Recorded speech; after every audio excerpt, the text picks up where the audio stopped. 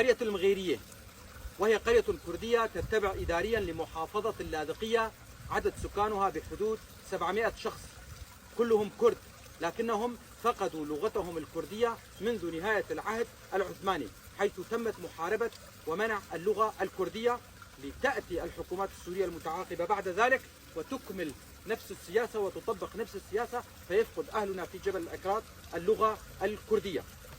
يعمل الأهالي بالزراعة وتربية المواشي. وصلتني هذه المعلومات من أحد أبناء منطقة جبل الكرد أو الأكراد، وأنا ألقيها بصوتي. أنا علي عبد الله كولو، محام من منطقة درباسية. أتمنى كما يتمنى كل الكرد الناطقين بالكردية أن يتعلم أهلنا في جبل الأكراد لغتهم الكردية، أن يتعلموها ويعلموها لأولادهم، وأن يسموا أولادهم بأسامي كردية، فلغتنا الكردية كبقية اللغات هدية من الله، وعلينا أن نتعلمها. دمتم أهلنا في جبل الأكراد.